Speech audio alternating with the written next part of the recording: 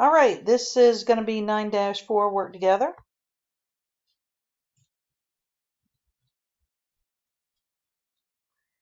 And we're going to be working on the cash payments journal. This is the journal that we'll use to record any payments that we make, basically any checks that we're writing for stuff. All right, so here's our transactions right here on the top. We also have the chart of accounts over here if we need help with things. All right, so first transaction, we're going to type in October because it's the first transaction of the month. Wrote a check to Bilton Communications for telephone bill. So that's going to just be probably phone or utility bill. We need to look at chart of accounts to see what they might have for that. It's going to be in the expense column, of course. And I'm looking at, all right, so that's going to be utilities expense. And you're not going to write who the check was made to.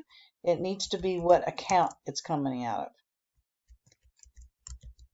In this case, utilities expense. The check number is 521. We don't have to put the C because this is the cash payments journal, so it's very obvious that it's coming out as a check.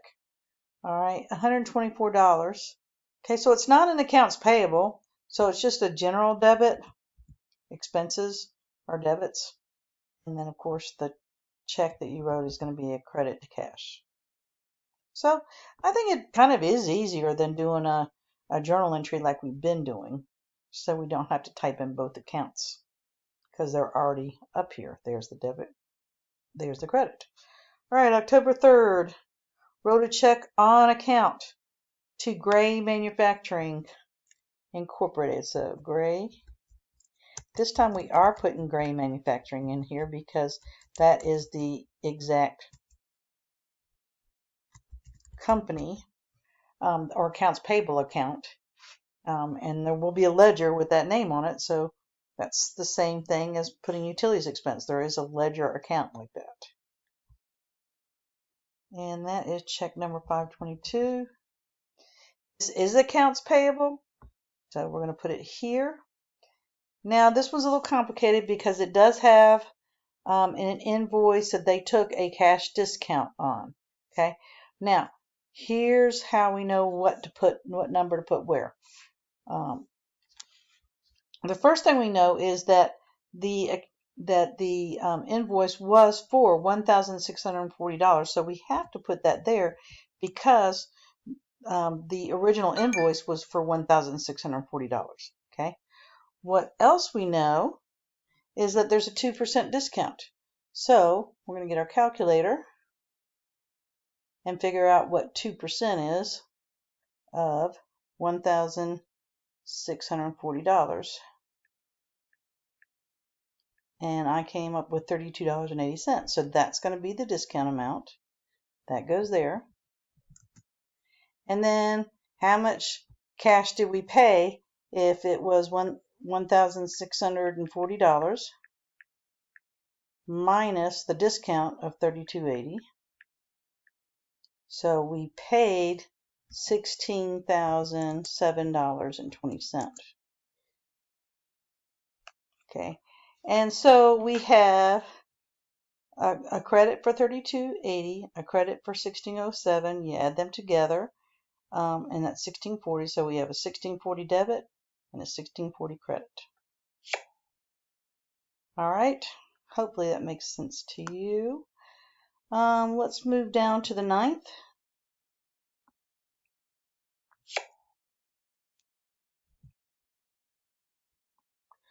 Wrote a check to LPF Manufacturing for merchandise with a list price of $1,575. So this is not an accounts payable, although they are buying merchandise, so that's a purchase, but it's not going in the purchases journal because they're paying cash for it. So there's no account payable involved whatsoever. They're just writing a check for purchases. And the amount is $1,575. Again, it's not going in accounts payable. We're paying cash. So it's just a general debit and a cash credit. Okay, purchases is a debit because it's an asset, right? All this merchandise that we're purchasing for our business is an asset because we're going to sell it and make money. Hopefully, if you're a good business person. Holy cow. On the 12th, recorded the direct withdrawal of credit card fees from the bank account of $64. All right, let's see what kind of thing that's going to be. What account would the credit card fees be? It's going to be an expense. And there's actually an account called credit card fees expense. So that's what we're going to call it. Credit card fees expense. Okay, now be careful here because it's not a check. Remember, it says right here, recorded the direct withdrawal of credit. So the bank directly withdrew that from your account. So of course we did a memo for that. So in here we have to put M77 because it's not a check. Okay. And it is $64 is your general debit. $64 is your cash credit. On the 16th, wrote a check on account to Westland Supply.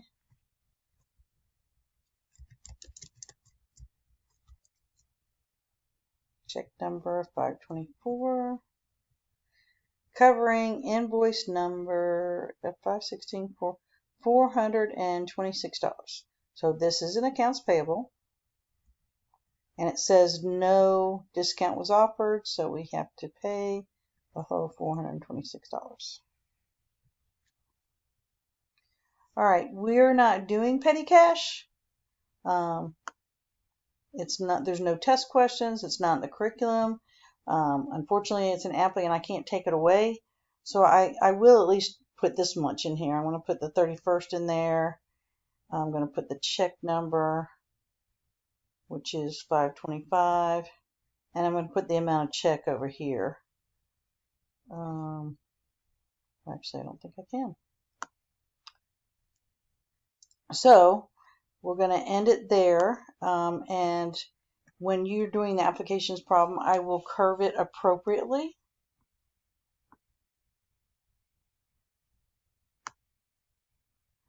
Because we don't have all that information in there. So I'll make sure when you do your application problems that I will adjust those scores. And that is 9-4.